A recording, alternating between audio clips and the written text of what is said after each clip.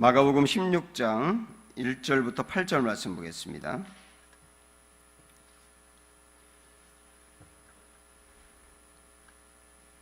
마가복음 16장 1절부터 8절.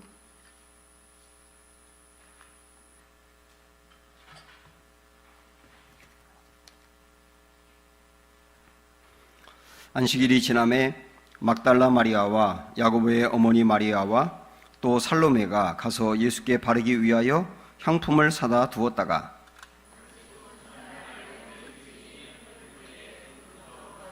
서로 말하되 누가 우리를 위하여 무덤 문에서 돌을 굴려주리요 하더니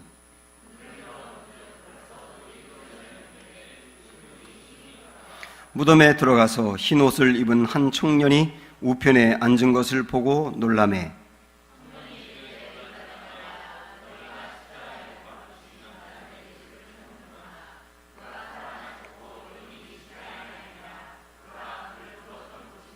가서 그의 제자들과 베드로에게 이르기를 예수께서 너희보다 먼저 갈릴리로 가시나니 전에 너희에게 말씀하신 대로 너희가 거기서 배우리라 하라 하는지라. 여자들이 몹시 놀라 떨며 나와 무덤에서 도망하고 무서워하여 아무에게 아무 말도 하지 못하더라. 아멘. 네, 우리 주변의 분들하고 서로 인사 좀 나누세요. 사랑하고 축복하는 마음으로 인사합니다.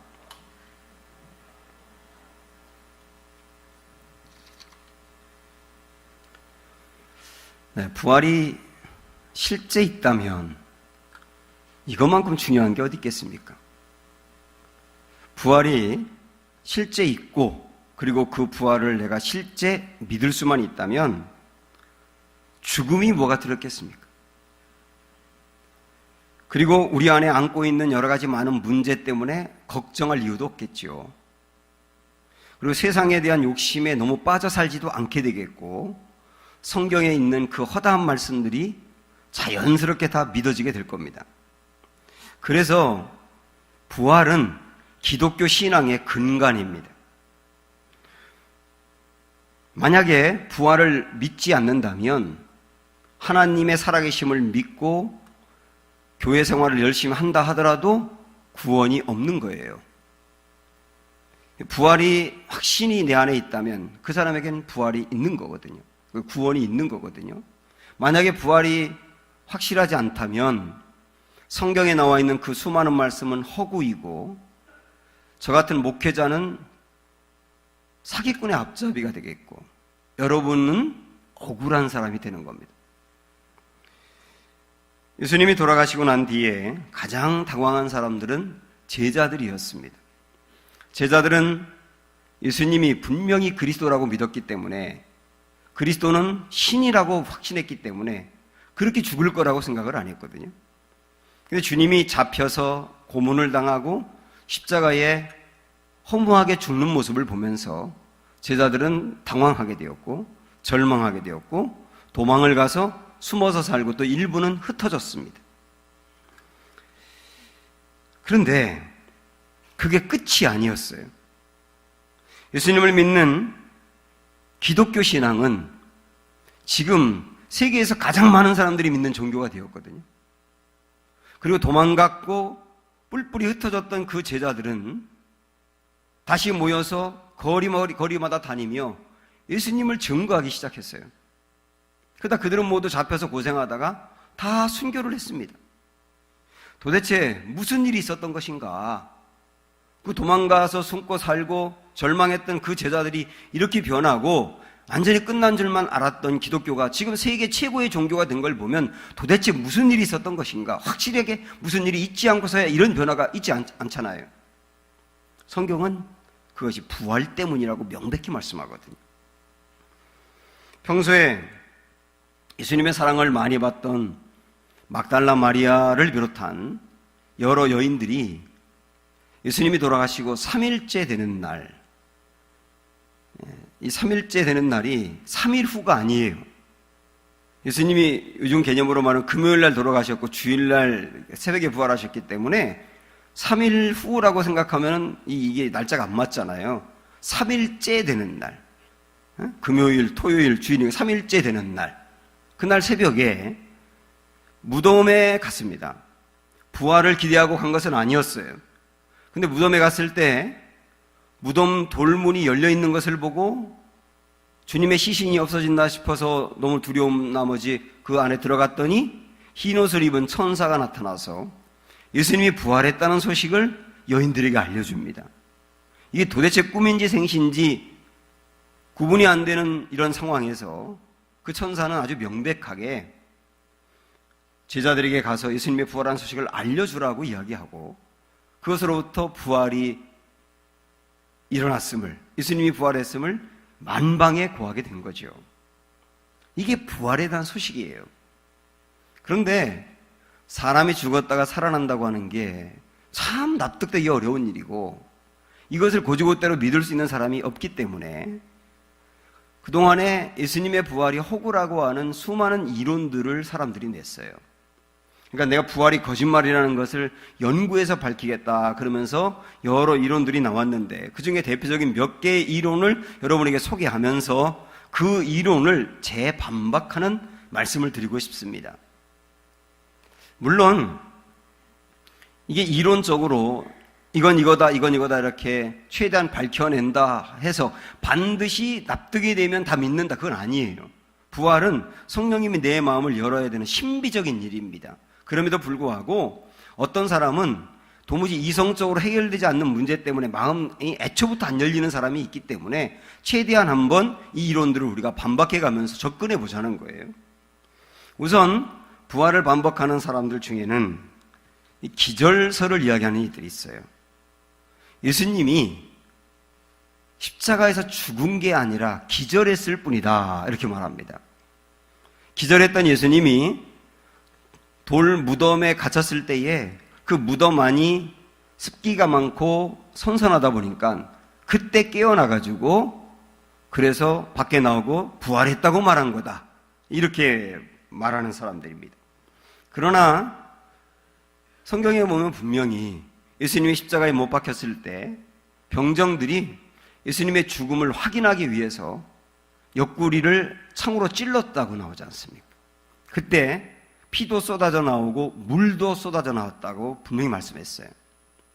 의사였던 로이드 존스라고 하는 분은 이 일을 두고서 의학적인 소견을 이야기하면서 몸에서 피와 물까지 다 쏟아져 나왔다는 것은 명백히 죽었다는 뜻이다라고 이야기했어요.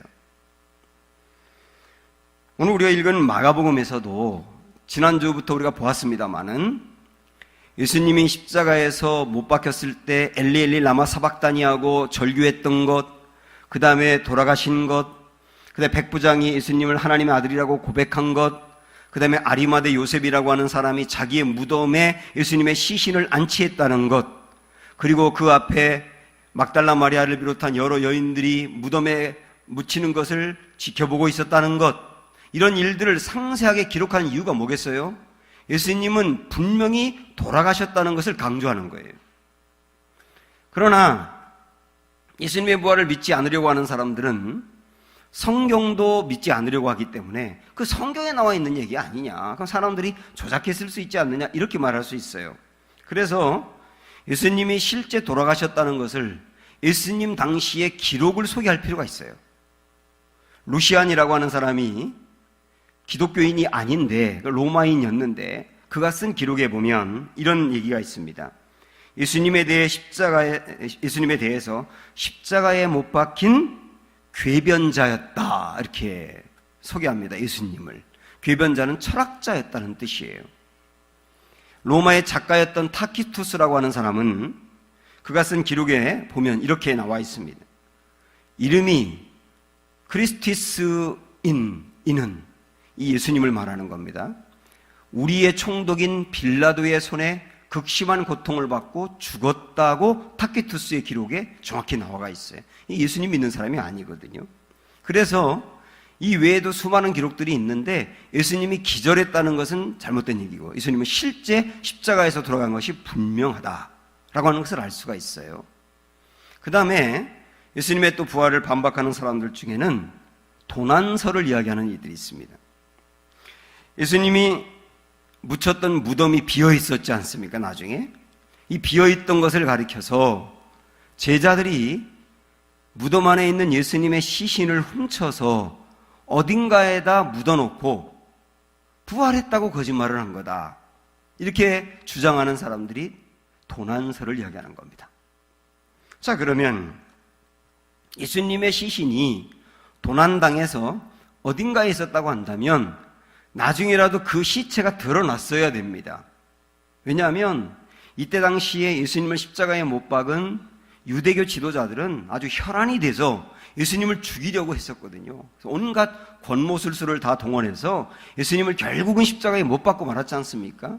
그 사람들이 예수님의 시신이 없어진 것을 알았다고 한다면 어떻게 해서든 찾아냈을 거 아니에요.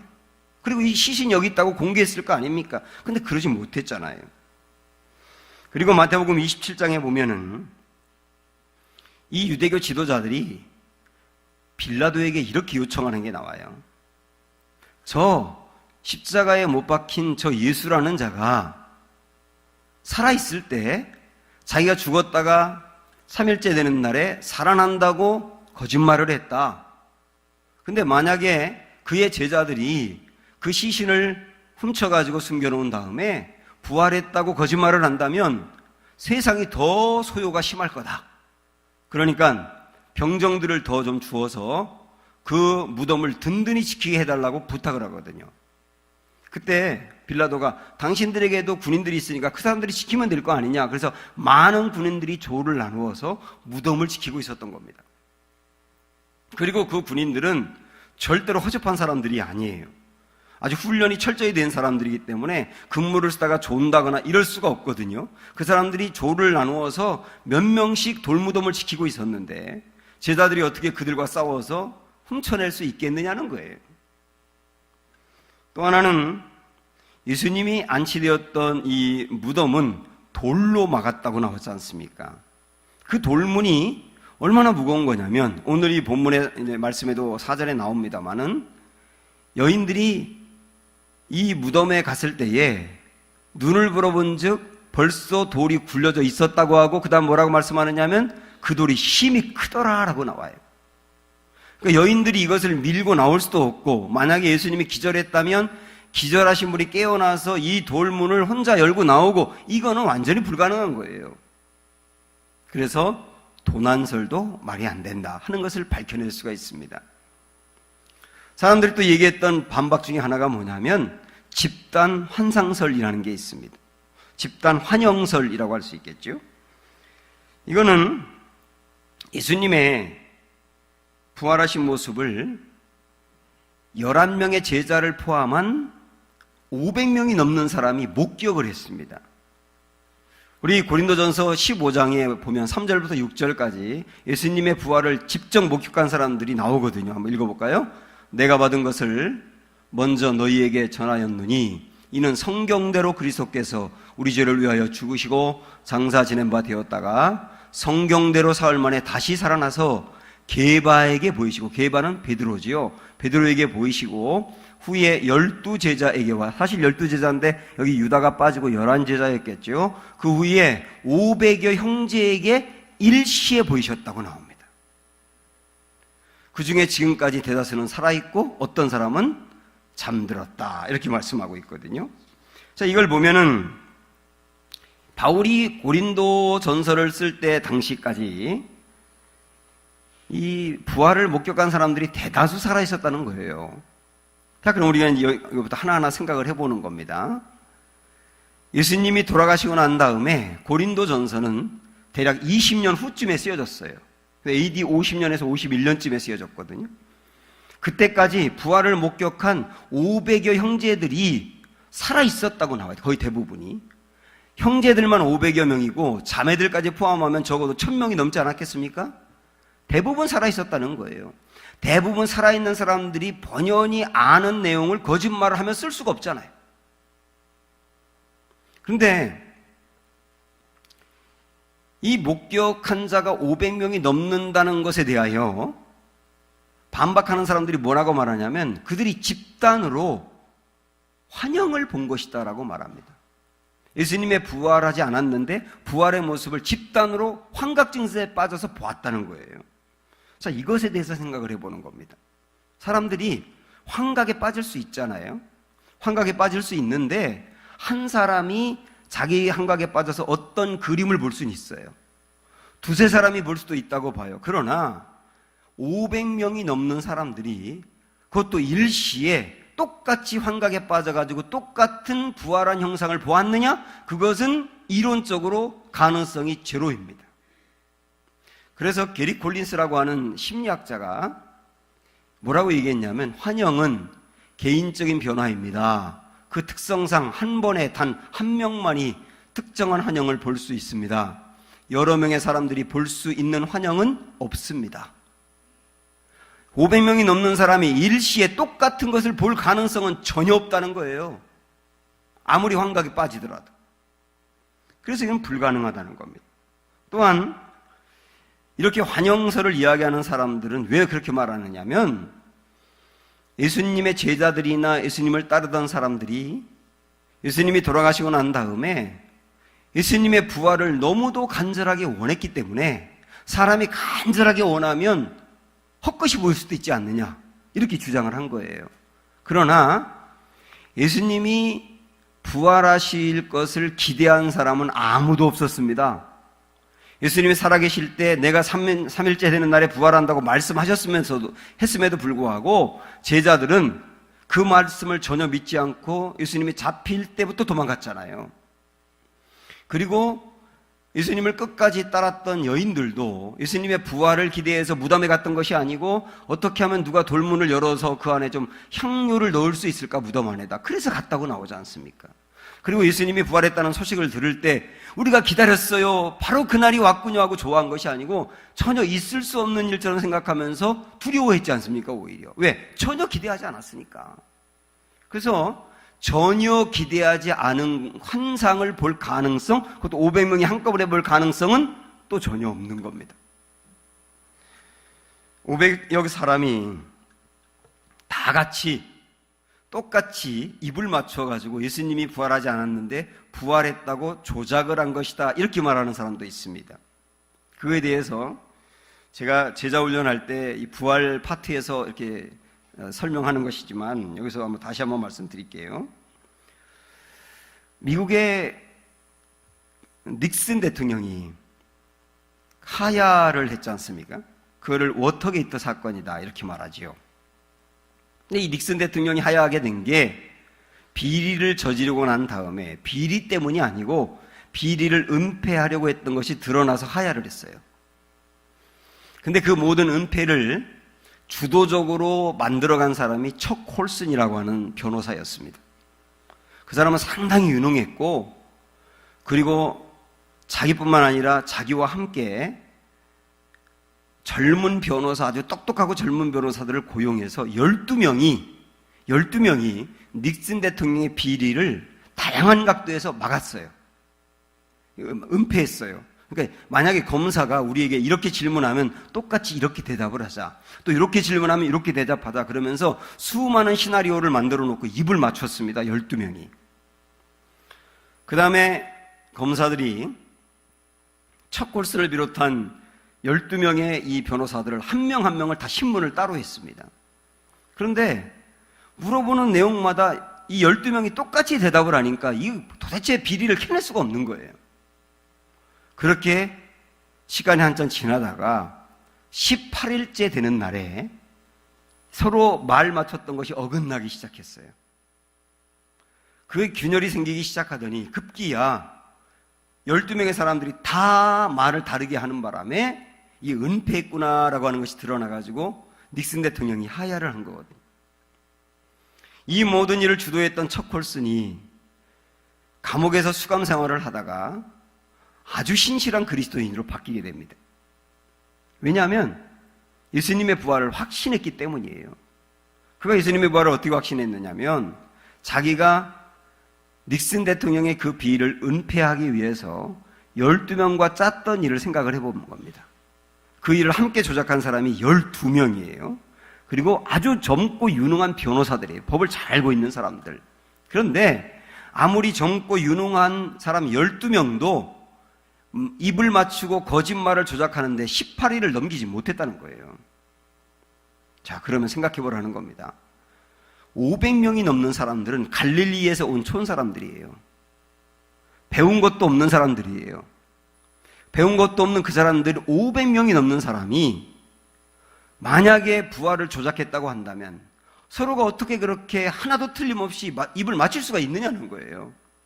첫 골수는 생각을 한 겁니다. 만약에 부활을 조작했다고 한다면 500명이 입을 맞춘 게 하루 이틀 만에 다 드러났을 거다. 그런데 그 이후에 아무리 시간이 지나도 똑같고 전혀 드러나지 않았지 않느냐, 이걸 이 변호사가 생각하다가 감옥 안에서 박수를 치면서 부활이 사실이다라고 믿게 된 거예요. 그러면서 이 사람은 감옥 안에서 굉장히 많은 수감자들에게 예수님의 부활을 증거하는 전도자가 되었고, 수감 생활을 다 마친 다음에 나와서 실제 전도사가 되어서 평생을 복음을 전하는 사람이 된 거예요. 사랑하는 여러분, 지금까지 예수님의 부활을 반대하는 여러 가지 이론들을 여러분에게 소개하면서 재반박을 해봤습니다.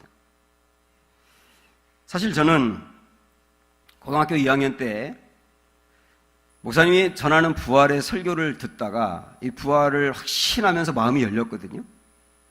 근데 그때도 목사님이 이런 비슷한 설교를 했던 것으로 생각이 나는데, 제 마음에 확연히 남는 게 뭐냐면 부활이 명백한 증거가 있다. 예수님의 부활이 확실한 증거가 있다. 그 확실한 증거는 예수님의 제자들의 변화라는 거예요. 예수님의 제자들이 변화된 이야기를 들을 때 고등학생이었지만 저는 무장해제가 됐어요. 앞에서 말씀드렸지만 예수님의 제자들은 예수님이 돌아가셨을 때 다 도망을 갔습니다. 뿔뿔이 흩어졌고요, 전부 다 절망 가운데 빠져 있었고 두려워 떨고 있었습니다. 그런데 이 11명의 제자들이 어느 날 갑자기 너무도 확연하게 그들이 변한 겁니다. 거리에 나와서 복음을 전하다가 잡혀서 매를 맞아도, 고문을 당해도, 위협을 당해도 소용없어요. 우리가 본 것을 말하지 않을 수 없다라고 말하면서 외치다가 결국은 이 11명이 전부 다 순교를 당했습니다. 베드로는 십자가에서 거꾸로 매달려 죽었어요. 순교당했어요. 안드레는 X자형의 십자가에서 순교를 당했습니다.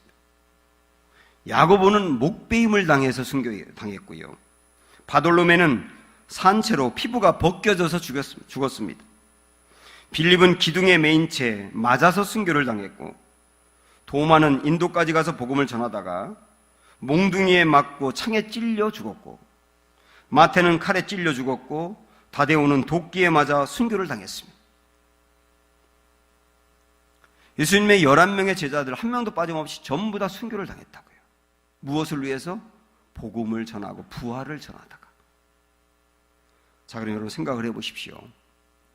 만약에 부활이 조작이었고 사기를 친 것이었다고 한다면, 제자들이 입을 맞춰 사기를 친 것이었다고 한다면, 그 사기를 친 거짓말을 위해서 비참하게 순교를 당할 사람이 세상에 어디 있겠어요?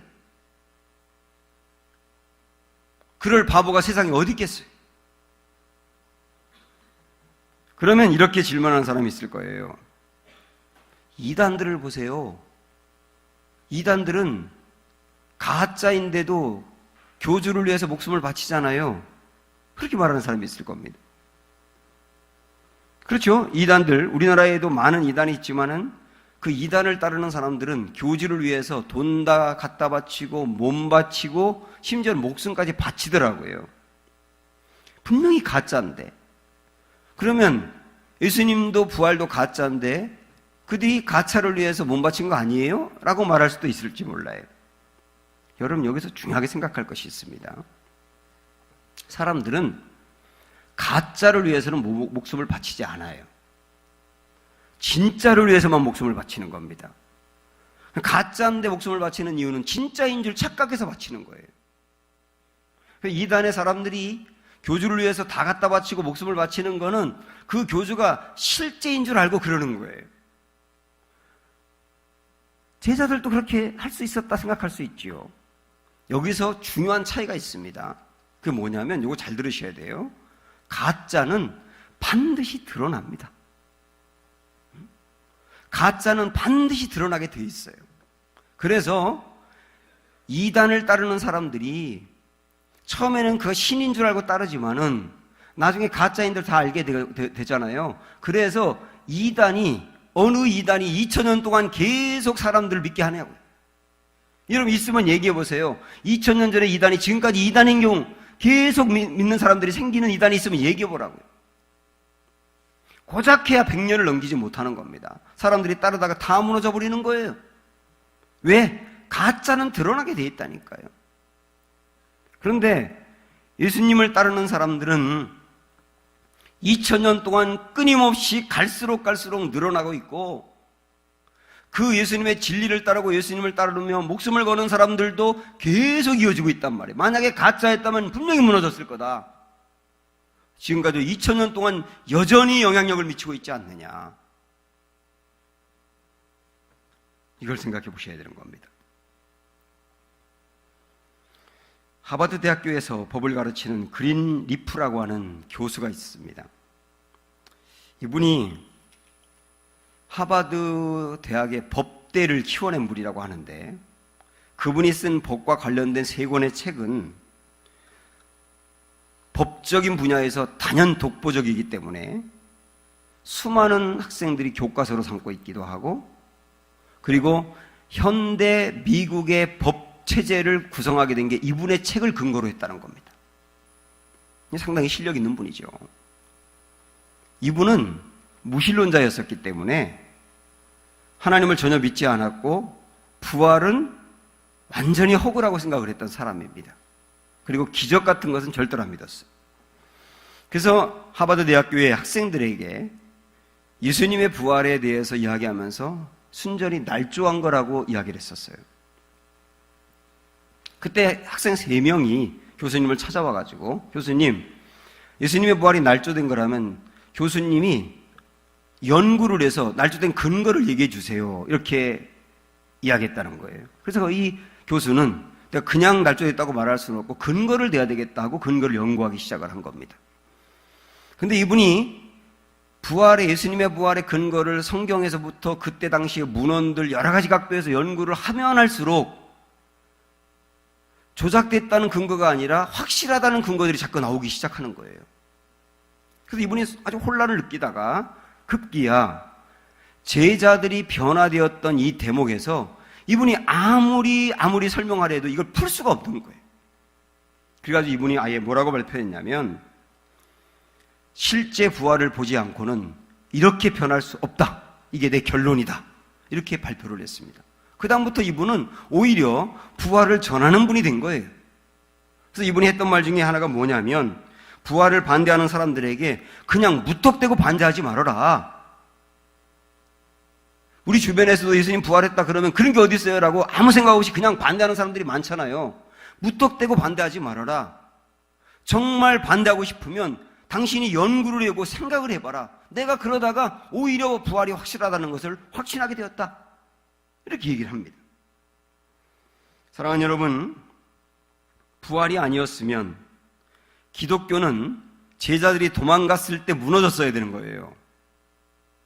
그런데 오히려 예수님이 돌아가신 후 20년 만에 기독교는 유대교를 흔들어내고 50년 만에 로마를 흔들고 지금도 세계에서 최고로 영향력을 미치는 종교가 되었고 가장 많은 사람들이 믿는 종교가 되었다고 한다면, 그 근거가 부활이라고 한다면 정말 여러분 진지하게 생각해 봐야 되지 않을까요?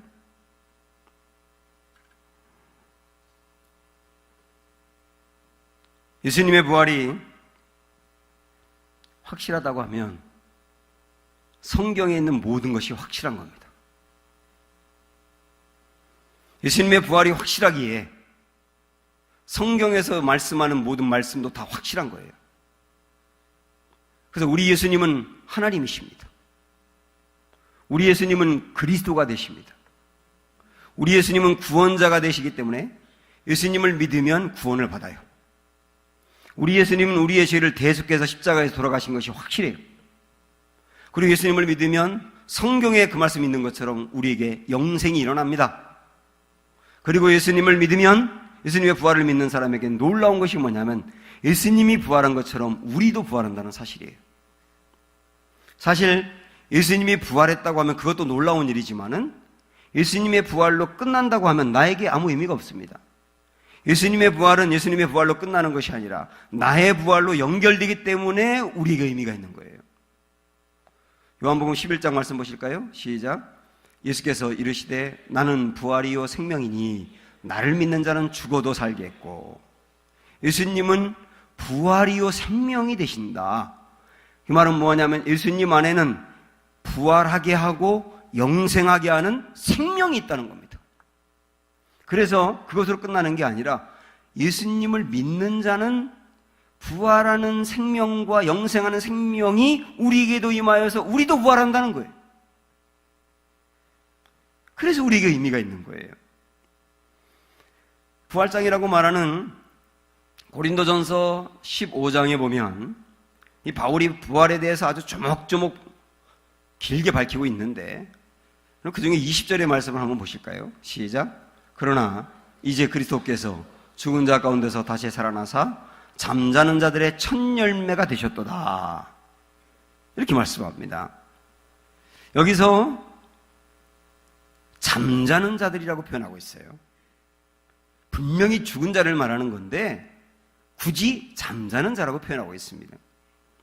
예수 그리스도를 믿다가 죽은 사람은 죽은 게 아니라 자는 것과 같다는 뜻입니다.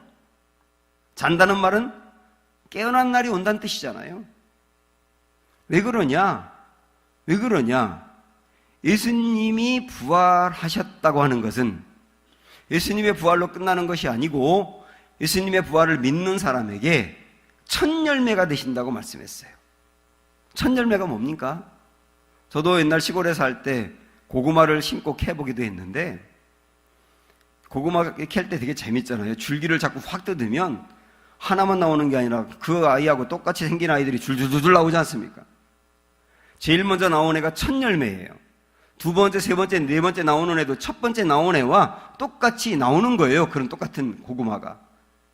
그래서 예수님이 우리 부활의 첫 열매가 된다는 뜻은 뭐냐면 예수님이 부활한 그 부활의 생명처럼 예수님이 부활한 모양처럼 우리 또한 그렇게 부활한다는 뜻이에요. 예수님은 십자가에서 못 박힐 때 숱하게 매를 맞고 땀과 피를 흘리고 피 위에 흙과 먼지가 덮여지고 십자가 위에서는 손목과 발목에 대못이 박히고 머리에는 가시관이 박혀서 거기에서 수많은 피가 얼굴에 흘렀고 그래서 도대체 돌아가실 때는 이분이 예수님이라고 알 수 없는 형체가 완전히 달라진 모습으로 가셨습니다. 그런데 예수님이 부활했을 때 그 모습은 너무도 영광스러웠어요. 찬란하고 빛나는 모습이었고 시간과 공간을 초월하는 모습이었습니다.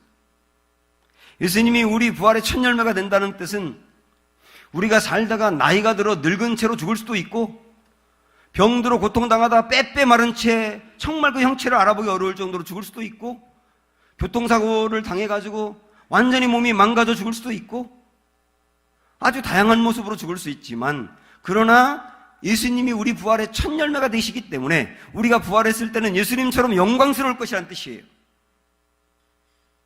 그 모습이 찬란하게 변화하여 시간과 공간을 초월하는 모습이 됐을 거란 뜻입니다. 이것이 우리에게 임할 부활의 영광인 걸 여러분 믿으셔야 됩니다. 또한 그 다음 나오는 말씀을 보면 시작. 사망이 한 사람으로 말미암았으니 죽은 자의 부활도 한 사람으로 말미암는도다. 아담 안에서 모든 사람이 죽은 것 같이 그리스도 안에서 모든 사람이 삶을 얻으리라. 아담 한 사람으로 인하여 모든 사람이 죄를 안고 영이 죽은 새로 태어났다면 예수님의 부활을 믿는 사람은 예수님이 부활한 것처럼 똑같이 그렇게 부활할 것이다. 이렇게 말씀하고 있습니다. 이거는 사실 이 원죄와 해당되기 때문에 냉큼 이해가 안 되는 부분이에요. 지금도 사람들은 원죄에 대해서 이해를 못한다고 말합니다. 어떻게 이 아담이 지은 죄가 나의 죄로 연결할 수 있다고 볼 수 있느냐. 그래서 이 원죄를 믿지 못하는 사람은 예수님의 부활이 나의 부활이 된다는 것도 믿을 수가 없는 거예요. 이거는 우리가 어떻게 설명할 수 있냐면 대표성의 원리로 설명할 수 있어요. 한번 비유를 들어볼까요?